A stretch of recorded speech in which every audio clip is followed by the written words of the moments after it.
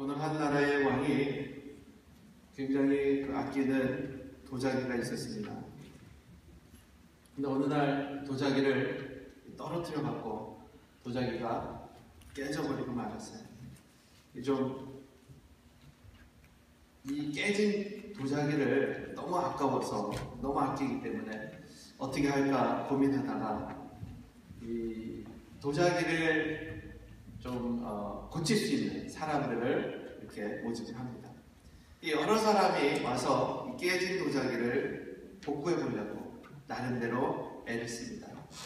본드를 이렇게 사용해 보기도 하고, 이것들을 연결하는 것들을 해보기도 하고, 그런데 모두가 다 실패를 했어요. 그때 그 신하가 이 나라에 한 유명한 그 도자기를 만드는 도공이 있는데 그 사람이라면 이 도자기를 이렇게 고칠 수 있을 것 같다. 그래서 왕이 그 사람을 부릅니다. 그래갖고는 그 사람한테 이거 할 수 있냐? 물어봤더니 이 도공이 이야기하기를 자기에게 1년이라는 시간을 주면 할 수 있다고 이야기합니다.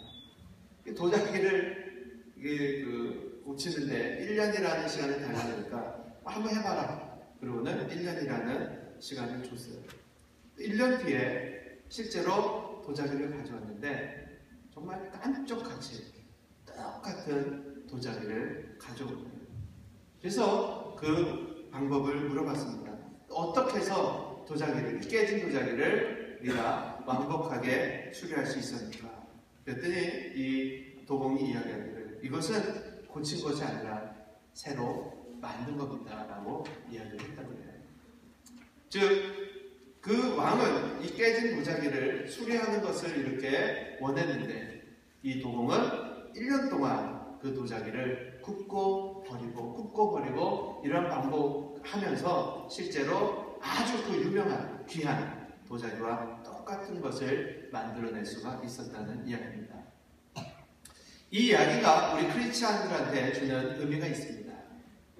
여러분은 망가진 인생에서 우리가 이 땅에서 죄인이라는 존재로 태어났는데 수리 중이십니까? 아니면 새로 만들어진 존재입니다.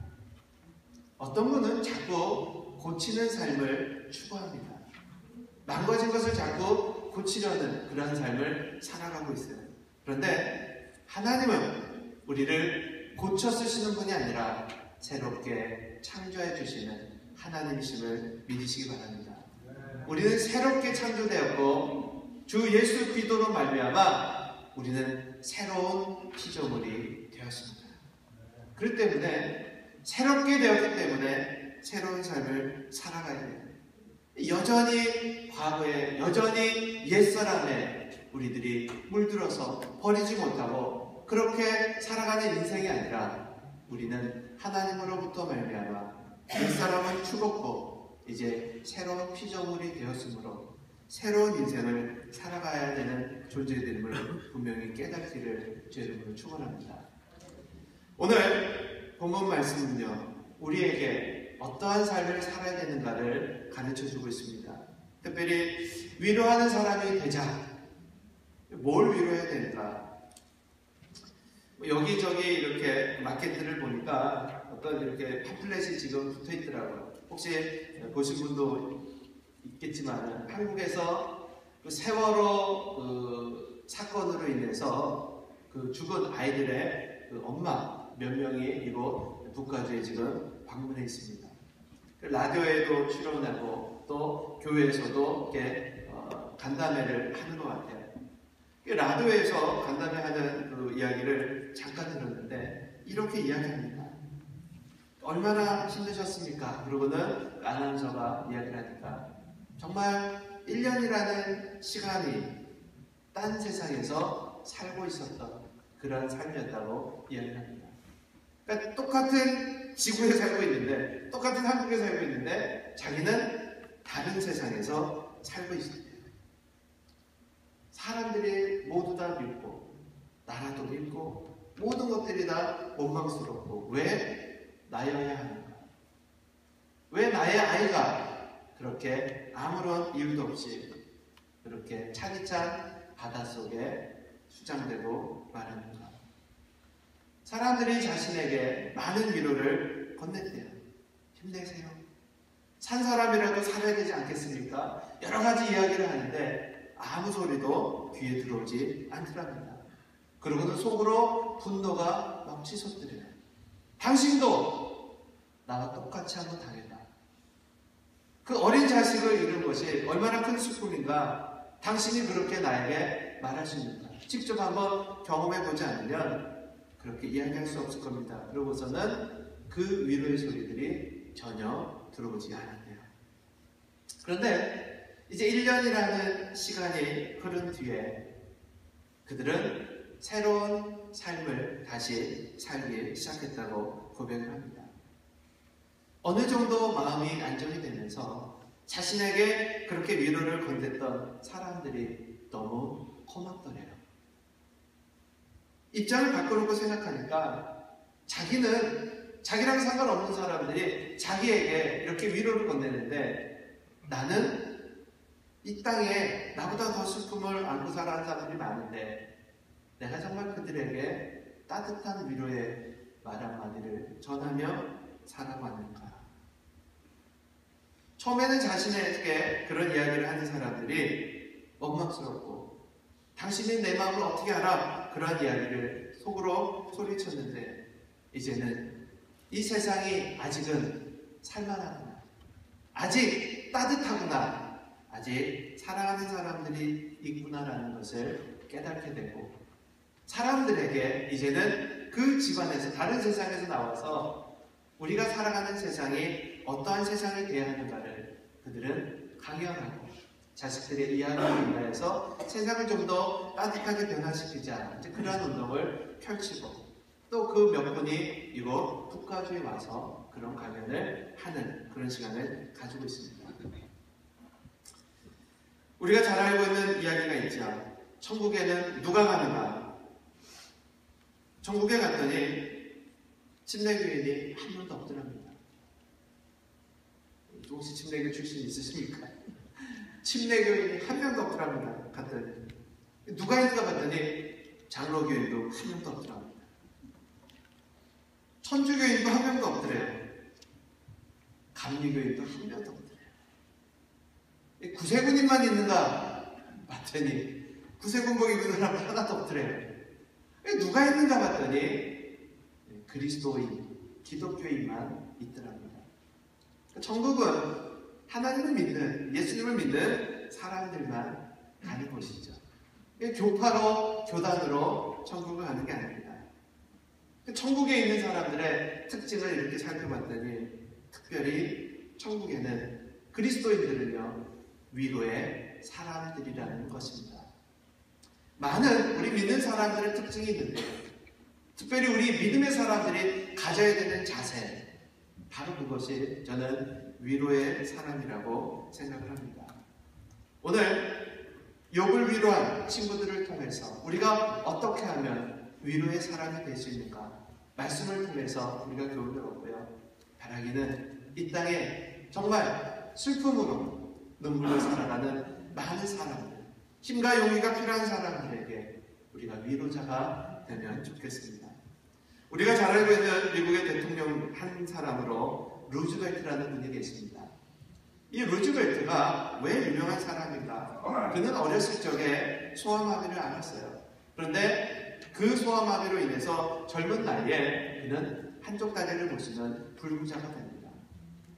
이것이 결혼하고 이후의 이야기입니다. 그래서 다리를 못 쓰고 휠체어를 사용하는 그렇게 불구자가 되었어요. 절망에 빠지고 좌절한 채로 살아가면서 어느 날 자신의 아내에게 질문합니다. 자신이 건강하고 미래가 있을 때에는 이 여자를 위해서 사랑하는 사람을 위해서 뭔가 해줄 수 있을 거라고 생각했는데 자신의 몸이 망가지고 나니까 불안한 거예요. 언제 이 아내가 도망칠지 떠날지 모르는 불안감에 아내에게 이야기합니다. 내가 불구자가 되었는데 그래도 날 사랑합니까? 그러자 이 아내가 그에게 그 루즈벨트에게 이렇게 대답했습니다. 아니 그러면 내가 당신의 다리를 사랑했는 줄 알았어요? 난 당신을 사랑하는 거지 당신의 다리를 사랑한 게 아닙니다라고 이야기를 했습니다. 나는 당신을 사랑하는 것이지 당신의 다리를 사랑하는 것이 아닙니다. 이 말은 다리가 불구가 되어서 열등감과 패배의식에 사로잡혀 있던 그 루즈벨트를 깨어나게 했습니다. 그는 새로운 용기를 얻어서 도전합니다. 그리고는 1932년에 미국의 대통령으로 당선됩니다. 그리고 미국의 역사상 처음으로 4번이나 대통령직을 수행한 존경받는 삶을 살 수가 있었습니다. 미국에서 우리가 지금은 2번 대통령직을 할 수 있잖아요. 근데 미국 역사상 처음으로 4번이나 대통령직을 수행한 사람, 바로 그가 루즈벨트입니다. 근데 그 루즈벨트가 될 수 있었던 것은 어떠한 계기입니까? 좌절하고 실패 속에 있는 그에게 용기를 준 아내의 말 한마디.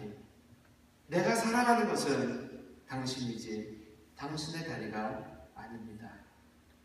바로 이 말 한마디가 루즈벨트를 다시 일어서게 만든 겁니다. 오늘날의 가정의 모습은 어떻습니까? 우리가 가지고 있었던 건강을 잃어버리면, 우리가 가지고 있던 그 재산을 잃어버리면 떠나는 많은 사람들이 있습니다. 그 사람을 사랑하는 것이 아니라 가정 형편이 어려워지니까, 육체의 질병이 찾아오니까, 그와 또 반대로 건강하고 물질이 많음에도 불구하고 깨지는 가정이 너무도 많을 때에 이 이야기는 우리에게 참 많은 교훈을 주고 있습니다. 말 한마디의 위력은 굉장히 큽니다. 많은 연예인들이 자살하는 이유 중에 하나가 뭡니까? 컴퓨터에 달려있는 그 댓글, 악플이에요. 인기가 하루아침에 사라지고 그 연예인들을 공격하는 그 말 한마디에 그들은 우울증에 빠지고 자살을 시행하기도 하고 미쳐버리는 여러 가지 그 상황 속에 빠지기도 합니다. 평상시에 농담 한마디 우리에게 웃음을 가져다 줄 수도 있지만 극한 상황에서의 그 말 한마디는요, 사람을 죽음으로 몰아가기도 합니다. 이 말 한마디가 우리에게 새로운 삶을 가져다 주기도 하고요, 사람의 인생을 망치는 그러한 힘도 말 한마디에 있음을 우리는 알아야 됩니다. 폴란드가 낳은 세계적인 피아니스트가 있습니다. 파렐 레프스키라는 이 피아니스트. 그는 평상시에 어렸을 적에 그 이야기로 많은 사람들에게 감동을 주고 있습니다. 그가 피아노를 시작하겠다라고 그 마음을 먹고 피아노를 시작하는데 그의 손가락이 짧습니다. 그리고 손가락이 굵습니다. 그래서 피아노를 치는데 별로 그렇게 잘 칠 수 있는 그러한 조건의 손을 가지고 있지 않아요. 우리 둘째 딸이 그래요. 사랑의 손이 퉁퉁하고 손가락이 짧고 굵습니다. 그러다 보니까는 주변에 있는 사람들이 당신은 다른 악기 하는 게 좋습니다. 피아노 칠 손이 아닙니다. 그러고는 이야기를 했어요. 실망합니다. 그러고는 방황할 때에 어느 만천회에서 피아노를 칠 기회가 있었어요. 그러고는 만천회에서 연주를 했습니다. 그러고는 끝났는데 어느 신사가 와서 어깨를 툭툭 치면서 이야기하는 거예요. 자네는 특별한 재능을 가지고 있구만. 연습을 조금만 더 하면 더 좋은 연주를 할 수 있을 것에, 그러고는 조언을 건넵니다. 옆에 있던 사람이 그 신사를 이 연주자한테 소개했어요. 이 사람은 그 당시 유명한 피아니스트였어요. 당시 유명한 피아니스트가 자기에게 당신은 특별한 재능이 있군. 조금만 연습하면 더 훌륭한 연주자가 될 것에. 이 말에 그는 용기를 얻어서 하루에 7시간씩 피아노를 연습을 합니다. 그리고는 세계적인, 폴란드가 낳은 세계적인 피아니스트가 될 수가 있었습니다.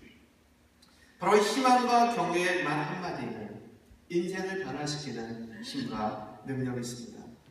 근데 문제는 아무나 이러한 이야기를 할 수 있는 것은 아니라는 거죠. 우리는 좋은 말, 남에게 용기를 주는 말, 이런 말보다는 남을 비방하고 투정하는 말에 익숙해져 있습니다. 그렇기 때문에 이것은 누구나 할 수 있는 말이 아니고 하나님을 믿는 그리스도인들이 가져야 되는 자세 중에 하나랍니다. 본문 속에 등장하는 욥을 위로한 세 친구, 바로 이러한 위로의 사람이 누가 될 수 있을까? 몇 가지로, 우리가 세 가지로 생각을 해보기 원합니다. 가장 먼저는요, 밝은 모습과 긍정적인 생각을 해야 합니다. 그러니까 위로자가 되기 위해서는요, 내가 늘 밝은 모습을 가지고 또 긍정적인 생각을 해야 된다. 그가 어떠한 사람인지 분별할 수 있는 가장 좋은 방법, 여러분 시간 날 때마다 그 사람이 어떠한 이야기를 하는가를 그 내용을 보면 알 수 있습니다. 저 사람이 무엇에 관심이 많구나. 사람은 자신이 늘 평상시에 생각하고 평상시에 중요하게 여기는 것들을 입술을 통해서 말로 표현합니다. 입만 열었다 하면 운동 얘기하는 사람이 있어요. 저도 운동을 참 좋아해서 운동 얘기를 많이 합니다. 운동을 좋아하고 운동을 중요하게 여기면 운동 얘기를 많이 하게 돼 있어요. 입만 열었다 그러면 자식 얘기하시는 분 있습니다. 요즘 교육 환경이 어떻고 막 자식 얘기를 하는 사람은 자식을 중요하게 여기는 사람이에요. 물질에 대해서 많이 이야기하는 사람들이 있습니다. 그분은 물질을 중요하게 여기는 사람입니다. 입만 열었다 하면 예수님 얘기하고 자신의 삶의 간증을 이야기하는 사람들이 있습니다. 그분들은 예수님을 귀하게 여기는 사람이에요. 매사에 긍정적이고 밝은 생활을 하게 하면은요, 늘 그 위로와 격려의 말을 하게 됩니다. 지금은 고인이 되었지만은 그 마더 테레사, 이 사람이 평상시에 자신을 도와줄 사람들을 선발할 때에 특별한 기준을 가지고 있었다고 합니다. 그것은 재능이 많은 사람, 물질 많은 사람 이렇게 그 기준을 둔 게 아니라 마더 테레사가 자신을 도와줄 사람을 뽑을 때 기준이 뭐였는가? 첫째, 잘 먹고, 둘째, 잘 사는 사람, 잘 자는 사람. 여러분 해당되는 사람 있습니까? 잘 먹고 잘 자는 사람, 이게요 아무나 할 수 있는 일이 아니라는 거예요. 잘 먹고 잘 자는 거는 내가 마음이 평화가 있지 않으면 할 수 없는 일을 합니다. 그리고 마지막으로 잘 웃는 사람, 잘 먹고 잘 자고 잘 웃는 사람, 이 사람이 하나님의 사람이라고 마더 테레사는 믿은 거예요. 왜? 우리 안에 평화가 없으면 잘 먹지 못합니다. 소화도 안 되고요. 여러분 근심 있을 때 잘 먹습니까? 그렇지 않아요. 잠은 어떻습니까? 우리 가운데 평화가 없을 때 잠을 잘 자지 못합니다. 자다 깨고 불면증에 시달리기도 하고, 편안히 잘 수 있는 것도 하나님의 축복 가운데 평화를 맛본 사람들만이 누릴 수 있다는 거예요. 그리고 작은 일에도 웃을 수 있는 사람, 그 사람은 건강한 사람입니다. 누군가에게 도움을 줄 수 있는 사람은 내가 먼저 그 평화를 누리는 사람이어야 된다는 거예요. 내가 편안할 때, 내가 평안할 때 남도 위로할 수 있고 어떠한 시련도 잘 극복해 나갈 수가 있기 때문에 그렇습니다. 누군가에게 위로하고 격려하는 위치에 서고자 한다면 여러분들 스스로는 우리 자신이 마음에 하나님이 주시는 참된 평화를 누릴 수가 있어야 됩니다. 좋은 일이 있을 때 좋아할 수 있는 사람 누구나 할 수 있죠. 그런데 늘 밝은 모습을 유지하기란 쉽지 않습니다. 그래서 성경은 우리에게 뭐라고 이야기합니까? 주 안에서 항상 기뻐하라. 내가 다시 말하노니 항상 기뻐하라고 이야기합니다. 어떻게 항상 기뻐할 수 있습니까?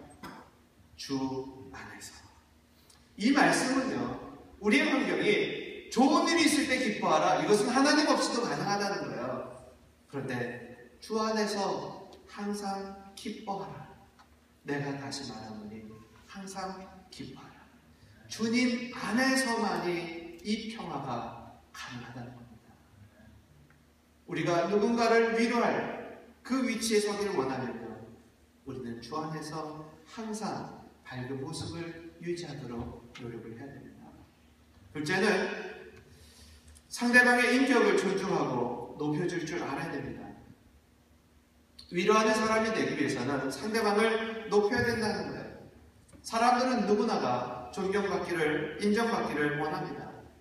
모 방송국에서 조사를 했는데 인생에서 가장 최고의 순간이 언제였습니까? 그런 조사했어요.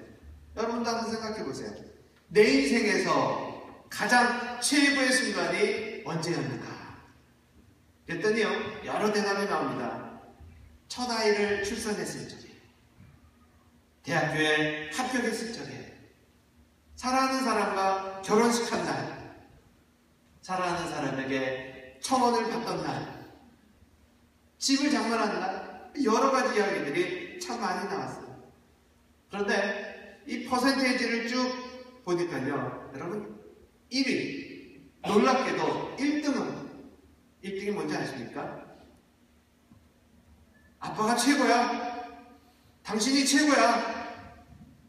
주위 사람들에게 인정받은 그 칭찬을 들었을 적에, 당신이 최고입니다라는 그 칭찬 들었을 적이 인생의 가장 최고의 순간이었다고 1등으로 조사가 됐어요. 집장만 한 것도 아닙니다. 로또에 당첨된 것도 아닙니다. 우리 인생에서 어떤 얻고자 하는 것들을 얻은 게 아닌 바로 말 한마디가 많은 사람들에게 내 인생의 최고의 순간이었다고 그들이 고백했다는 거예요.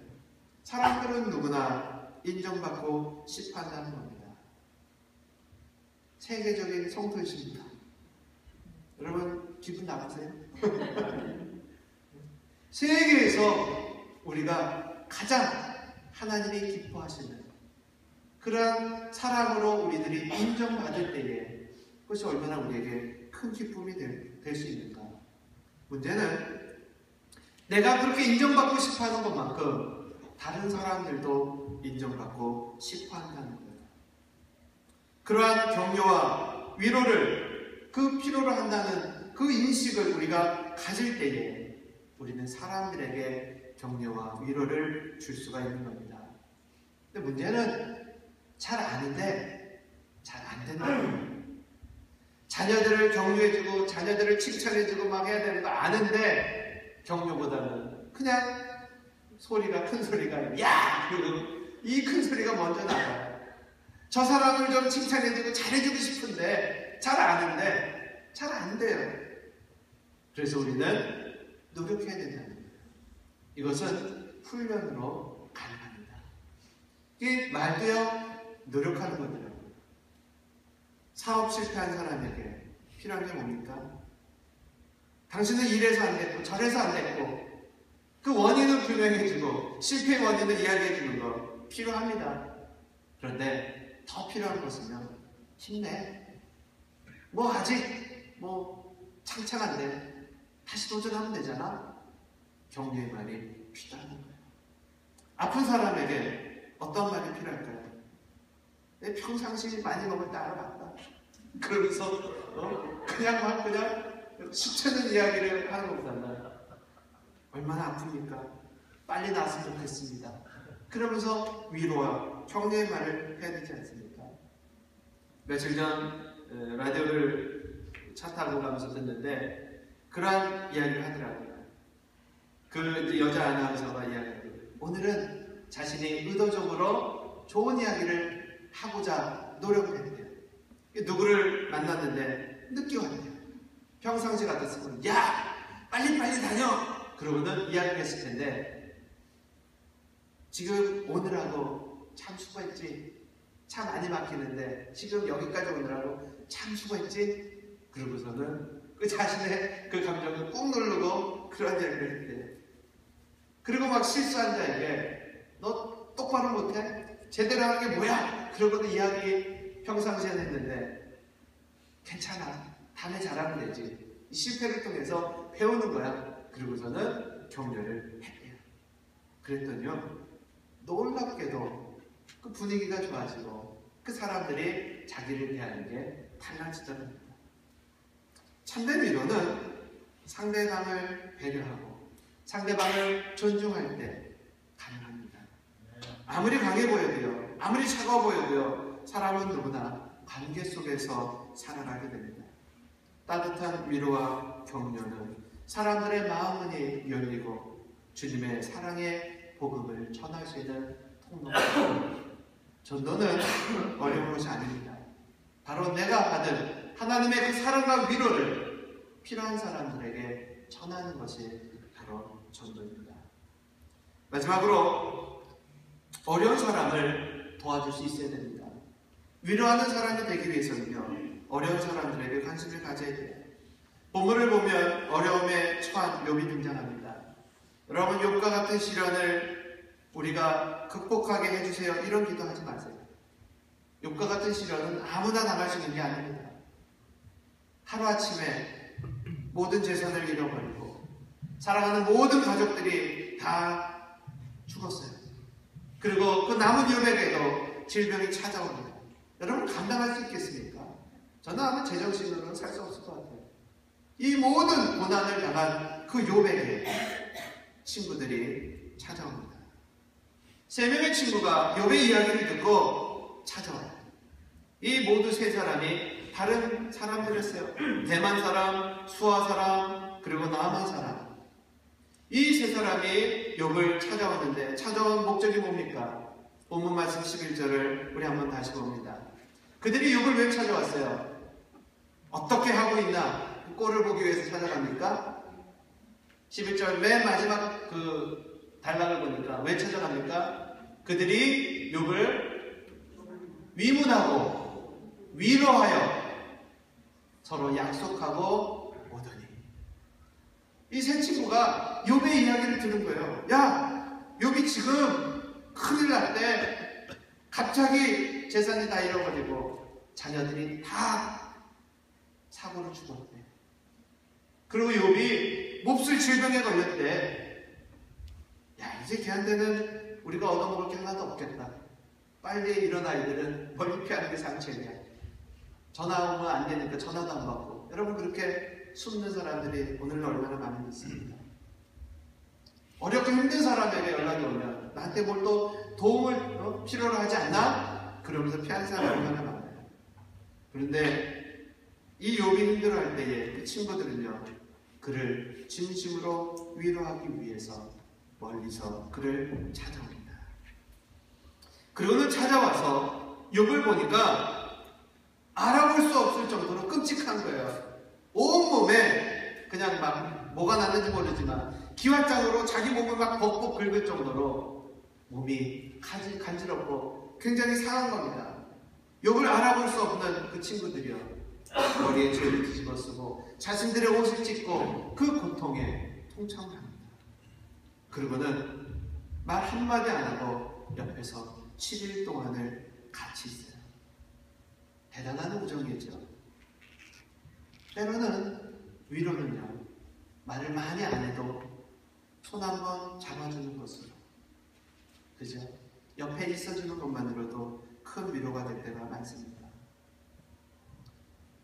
부임해서 얼마 안 됐을 때 아버님이 갑자기 소천하셔서 산호제로 이렇게 갔을 적에 그 먼 거리를 밤새도록 우리 성도님들이 찾아와 주셨어요. 그때 그 고마움을 저는 잊지 못합니다. 아직도 기억하고 있고요. 다시 한번 감사를 드리고요. 그 먼 거리를 왜 찾아왔겠습니까? 그 슬픔을 같이 위로하고 또 그 힘이 되어주고 싶은 그런 마음으로 우리 서로 간에 힘이 되어준다는 것은 바로 이런 것들을 이야기해 줄 것 같아요. 아무 이야기를 안 해도 곁에 있어주는 것만으로도 큰 힘과 용기가 됩니다.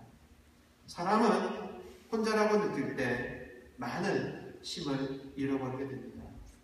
교회를 사랑하고 주님을 사랑하는 것은 그리 어려운 일이 아닙니다. 끝까지 주님 곁을 떠나지 않는 겁니다. 더 나아가서는 교회를 지키고 기도 자리에 있는 겁니다. 목회하면서 가장 힘들 때가 언제인가 생각을 해봐요. 힘들 때는요, 육체적으로 힘든 것은 힘든 게 아니더라고요. 사장님 얼마나 바쁘세요? 힘드세요? 이런 것들은 힘들지 않아요. 지금 저 혼자 애들을 이렇게 키워도 별로 힘들지 않아요. 아내한테는 힘들다 그랬어요. 이야기하지 마세요. 근데 별로 안 힘들어요. 그냥 뭐 애들 뭐 도시락 싸주고 그냥 바쁜 것 뿐이지, 좀 바쁜 것 뿐이지 힘든 건 아니더라고요. 목회에서도 마찬가지입니다. 바쁘고 그런 거 힘들지 않아요. 근데 언제 힘듭니까? 같이 신앙생활했던 사람들이 떠나갈 때, 같이 살아가면서 같이 한 교회를 섬겼던 사람들이 떠나갈 때, 늘 뵙던 얼굴이 보이지 않는데 그때 참 힘들어요. 내가 뭘 잘못했을까? 내가 참 부족한 게 많지. 여러 가지 자기 자신을 자책하게 됩니다. 이게 목회에서 가장 힘든 게 그거예요. 여러분들은 제가 죽기까지 한 사람도 떠나지 마시기 바랍니다. 우리 어르신들도요, 저보다 오래 사시기 바랍니다. 아멘. 네, 그래서 늘 건강을 위해서 기도합니다. 건강하게 오래오래 떠나지 마시고 같이 사랑하며 주님의 나라에 같이 갔으면 좋겠어요. 우리 주변에 도움과 위로를 필요로 하는 사람들이 참 많습니다. 일일이 한 사람 거명할 수는 없지만 아마 여러분들은 잘 알고 계실 거예요. 주님의 음성을 들으세요. 수고하고 무거운 자들아 다 내게로 오라. 하나님은 이 땅에 수고하고 무거운 자들을 찾으시고 위로하길 원하시고 또 그 일을 우리에게 맡겨주십니다. 분명 우리가 하나님 앞에 갔을 적에 하나님은 우리의 삶 속에서 우리가 어떻게 살아가는가를 아마 계시하실 것 같아요. 앞에서 이야기한 그 세월호의 이야기, 몇몇 사람들의 사고 사건입니까?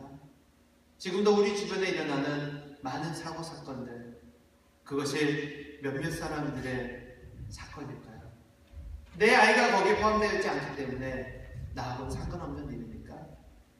우리 LA 지역에 일어나는 많은 크고 작은 사고 사건들이 우리 가족과 상관없는 일이라고 여러분 그렇게 여기시며 살아갑니까?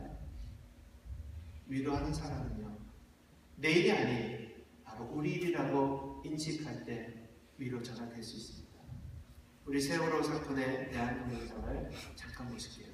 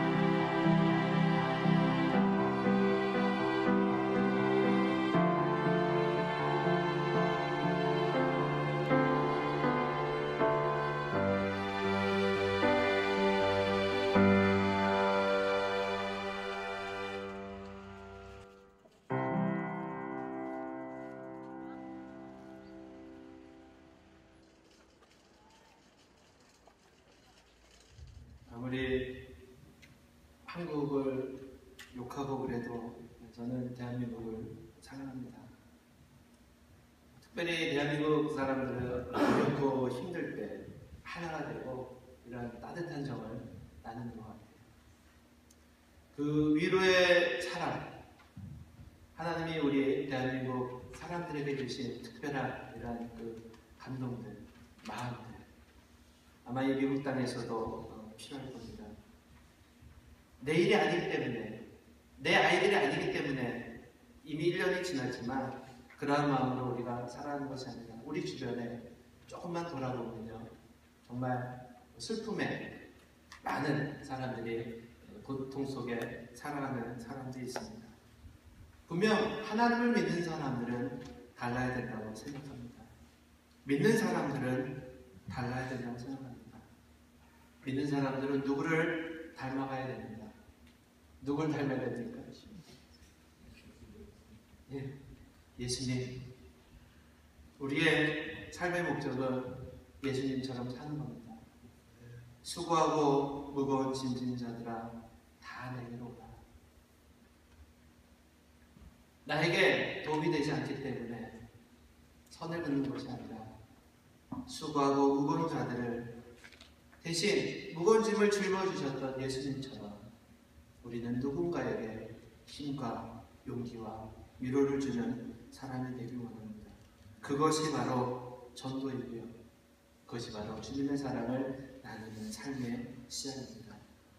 생각을 바꾸고 언어를 바꾸고 행동을 바꿀 때 우리의 삶은 달라지게 되며 아무 말도 없이 일주일을 욥과 함께했던 그 세 친구들, 바로 그들의 그 위로의 삶이 우리의 삶 속에서도 그대로 실천되어서 많은 사람들이 우리 각 사람을 통하여 우리 교회를 통하여 하나님께로 돌아오는 그런 귀한 역사가 날마다 나타나시기를 주의 이름으로 축원합니다. 기도하시겠습니다.